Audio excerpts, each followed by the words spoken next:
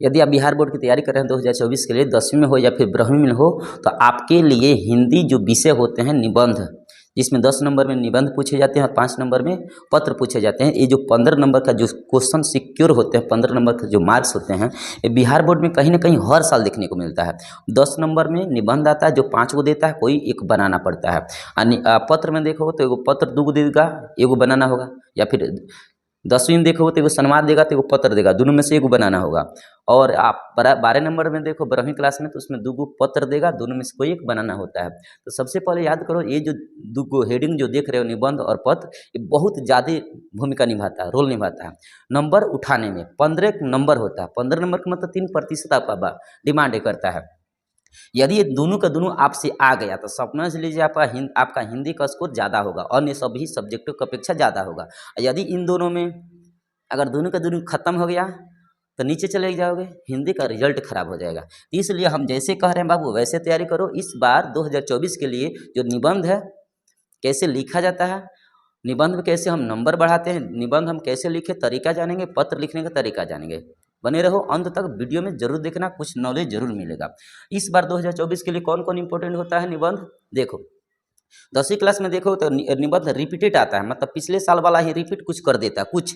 अब 12वीं क्लास में देखिएगा तो रिपीट नहीं आता है, एक्का दुक्का कौनो साल पूछ लेता है, लेकिन रिपीट नहीं करता है। इस बार के लिए दोनों साल के लिए, दोनों है बैचों के लिए, चाहे 10 में हो चाहे 12 में हो, दोनों के लिए दुर्गा पूजा दीपावली देखोगे, और प्रदूषण पर्यावरण और छठ पूजा, और उधर बसंत पंचमी, सरस्वती पूजा और ईद, होली भी ठीक ठाक है। तो ये सब 6-7 गो ऐसा हेडिंग है ना, जिससे पढ़ लेते हैं तो यकीन मारो इन्हीं में से कोई ना कोई आपके बिहार बोर्ड में देखने को मिलेगा। तो हम निबंध लिखने का तरीका बता रहे हैं, पत्र कैसे लिखते हैं। सबसे पहले निबंध लिखने के लिए 2 गो पेन आपके पास होनी चाहिए। कितना पेन बाबू, 2 गो पेन, जिसमें से एगो ब्लैक होनी चाहिए और एगो ब्लू होनी चाहिए। ब्लैक और ब्लू, ब्लैक और ब्लू। ब्लैक से कोशिश करना एगो उसमें से कोई भी हेडिंग डालने के लिए लिख देना, एगो कोई लिखोगे या एगो हेडिंग, एक से हेडिंग डालोगे, एक से लिखोगे आंसर। तो जिससे हेडिंग डालोगे वो मोटा कलम होनी चाहिए, और जिससे मेन आंसर लिख रहे हो वो पतला होनी चाहिए। अभी से अपना देखभाल और अभी से आदत बनाना सीख लो। अभी से आदत रहेगा ना तो आगे चलकर आदत बन जाएगा, तो खो जाएगा कि आप ऐसे कर रहे थे पहले, आज भी ऐसा ही करो। और जो लड़का अभी से आदत नहीं बना रहा है, प्रैक्टिस नहीं कर रहा है, रिवीजन नहीं कर रहा है इन सभी बातों को, तो यकीन मानो कि आगे चलकर उसका रिजल्ट भी उतना अच्छा नहीं आने वाला है। तो अभी भी टाइम है, 2 महीना सुधर जाओ, नंबर अच्छा पाना चाहते हो तो सबसे पहले तुम्हारा बाबू हम लोग का क्या होगा, आपका क्या होगा, 2 गो पेन आपके पास होनी चाहिए। उम्मीद करते हैं आपके पास 2 गो पेन आ गया। दूसरा बात कि निबंध लिखते समय सबसे पहले कोशिश ये करनी चाहिए, निबंध लिखते समय आप कोनो भी निबंध, किसी भी निबंध को लिख रहे हैं तो सबसे पहले आपको परिचय जरूर देना पड़ता है। 4 से 5 चरणों में लिखा जाता है, 5 हेडिंग डालकर 4 से 5 अपनी इच्छा के अनुसार जितना आपको आता होगा ना, उसके अनुसार आप निबंध के हेडिंग बनाओगे। अलग अलग निबंध के अलग अलग हेडिंग हो सकते हैं, हम मानते हैं, लेकिन अगले वीडियो में हम बताएंगे निबंध कैसे लिखा जाता है, लिख कर दिखाएंगे, ठीक ना। इस वीडियो में ये जानो कि लिखते कैसे हैं। तो सबसे पहले प्रस्तावना आपको लिखना पड़ेगा। प्रस्तावना दैट इज इंट्रोडक्शन, मतलब इसमें इंट्रोडक्शन परिचय लिखा जाता है। परिचय में लिखो क्या है, क्या अर्थ होता है, किसे कहते हैं, ये सब लिखोगे तो एग्जामिनर के मन में कहीं ना कहीं बस जाओगे, वाह क्या बात है, लड़का बहुत बढ़िया लिखा है। दूसरा बात, जब ये प्रस्तावना आप लिख लोगे तब उसके पास अगर मान लो कारण, उस निबंध में यदि कारण मिल रहा है, उस निबंध में कहीं ना कहीं कारण मिल रहा है तो कारण यहाँ लिख सकते हो, और उस निबंध में कारण नहीं मिल रहा तो कारण छोड़ भी सकते हैं। जैसे हम दुर्गा पूजा की बात करें तो दुर्गा पूजा में कारण मिलता है, जैसे दुर्गा पूजा क्यों मनाया जाता है, तो अलग अलग कथा के अनुसार अलग अलग मनाया जाता है, तो पूरा बतिया यहाँ लिखेगा।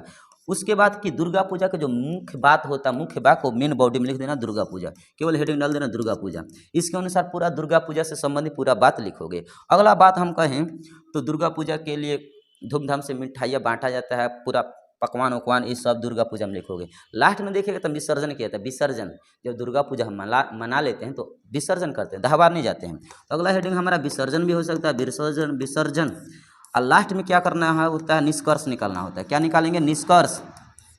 निष्कर्ष से ही आपका नंबर तैयार होता है, याद रखना। निष्कर्ष सोच समझ कर लिखना, अच्छा शब्दों का इस्तेमाल करना, कोशिश ये करना होता है निष्कर्ष में कि ऊपर हम जितना बात लिखे हैं ना कम से कम शब्दों में हम समझा दें, ऐसा निष्कर्ष होता है। निष्कर्ष अतः वाला लाइन होता है, जिसके बाद आप कुछ नहीं लिखते हैं, अतः वाला लाइन आपका निष्कर्ष होता है। तो ये अच्छा से लिखना। निष्कर्ष कैसे लिखा जाता है हम अगले वीडियो में बताएंगे। तो ये आपका निबंध लिखने का तरीका होता है। ऐसे जब हेडिंग डाल डाल कर लिखोगे ना तो निबंध दूसरे लड़के की कॉपी की अपेक्षा आपके कॉपी थोड़ा सा अलग डिजाइन से दिखेगा, सुंदर दिखेगा, सुशील दिखेगा और नंबर कटने के चांस ना के बराबर होगा। तो आपका नंबर फुल में फुल भी मिल सकता है, 9 नंबर तक भी मिल सकता है। तो निर्भर करता है कि आप कैसे लिख रहे हो। तो ये तरीका यदि अपनाते हो, सुंदर लिखावट लिखते हो, सुंदर का मतलब पढ़ा जानी चाहिए, साफ सुथरा होनी चाहिए, इन्हें के जाकर या गोबर पाथ था, तो इन सब से बचना होगा।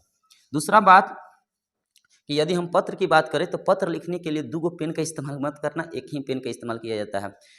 सबसे पहले कि इसमें एक पेन का इस्तेमाल करना। दूसरा बात कि एक ही पेज पर लिखना, सोगह के एक पेज पर होनी चाहिए। पत्र जैसे कहीं देखते हो कोई दरखास्त लिखवाता है तो एक एगो पेज पर लिखवाता है, इना कि है ना कोनो कोनो कंजूस होला सन, देखा का करिए सन। जैसे देखो हम बाबू ये कॉपी दिखाते हैं, जैसे मान लो कॉपी है, यहाँ मान लो हम इस पेज पर आंसर लिखते आ रहे हैं, ठीक है ना, समझ पा रहे हो।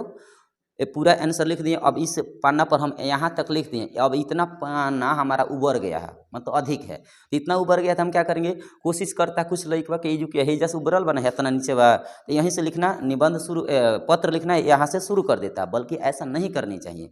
अगर मान लो इतना उबर गया तो दूसरा क्वेश्चन लिख दो, या फिर यहाँ नीचे लिख दो PTO लास्ट अगला पेज पर पलट कर यहाँ पत्र लिखो या फिर यहाँ लिखो।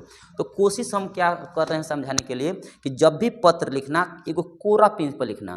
कोरा पेज का मतलब एक ही पेज पर केवल एकलौता एक ही प्रश्न उत्तर होनी चाहिए, केवल व केवल पत्र होनी चाहिए।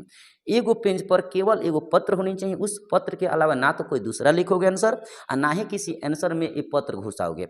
एगो पेज पर एकलौता एगो पत्र होनी चाहिए, दूसरा कुछ नहीं होनी चाहिए। दूसरे पेज पर लिख सकते हो, ऐसा लिखोगे तो सामने वाले जो एग्जामिनर होता है ना तो समझेगा कि अभी से इसके पास नॉलेज है, आगे चलकर कुछ करेगा, समझ रहे हो। तो दूसरा बात कि एक पेज पर केवल पत्र होनी चाहिए, उस पत्र के अलावा दूसरा कुछ नहीं होनी चाहिए। बाकी रूल जो होते हैं सेवा में श्रीमान अलग अलग। तो ये पत्र लिखने का 2 तरीका होता है, एक औपबंधिक प्रमाण पत्र, एक होता है अनौपबंधिक प्रमाण पत्र। तो औपबंधिक में अनौपबंधिक प्रमाण पत्र में क्या होता है, 2 प्रकार से पत्र लिखा जाता है। एक होता है अपने से सीनियर व्यक्ति के पास लिखना और एक होता है अपने से जूनियर या बराबरी की बात पर लिखना। तो अपने से जब सीनियर बात पर लिखते हैं जिससे हमारे पास कोई रिलेशन नहीं होता बल्कि वो हमारे अधिकारी होते हैं, शिक्षक होते हैं, उसमें सेवा में लिखा जाता है। और जब अपने रिलेशन से संबंधित लिखते हैं, रिलेशन का मतलब अपने घर परिवार से संबंधित, अपने मित्रों के साथ संबंधित से लिखते हैं, तो डायरेक्ट लिखते हैं प्रिय भाई बहन पूज्य पिताजी, यहाँ से शुरू करते हैं। तो सेवा में कब लिखते हैं, जब अपने से सीनियर व्यक्ति के पास लिखना होता है, जिनसे हमें कोई लेन देन नहीं होता, केवल हम उनके नतमस्तक सामने तो हो सकते हैं बल्कि उनसे हम काम करा सकते हैं और कोई उनसे मतलब नहीं होता है। लेकिन अपने रिलेशन, अपने खून के रिश्ता या फिर दोस्त यार, इन सब में लिखना होता है तो हम उसमें डायरेक्ट सेवा हुआ कुछ नहीं लिखते हैं, डायरेक्ट लिखते हैं प्रिय मित्र या फिर पूज्य पिताजी, पूज्य माताजी। बात बुझा। तो ये कम से कम ये तो लिखने को तरीका बताएंगे, आगे चलकर पत्र कैसे लिखा जाता है, लेकिन आज केवल ये समझो कि एक कलम से लिखा जाता है और एक पेज पर लिखा जाता है। अब बाकी इस बार के लिए कौन कौन इम्पोर्टेंट होगा अगले वीडियो में हम लेकर आएंगे, तो उसमें बता देंगे पत्र कैसे लिखा जाता है। ठीक है, पत्र कैसे नहीं बल्कि कैसे लिख कर हम दिखाते हैं वो पूरा उसमें होगा। ठीक है, तब तक के लिए थैंक्स।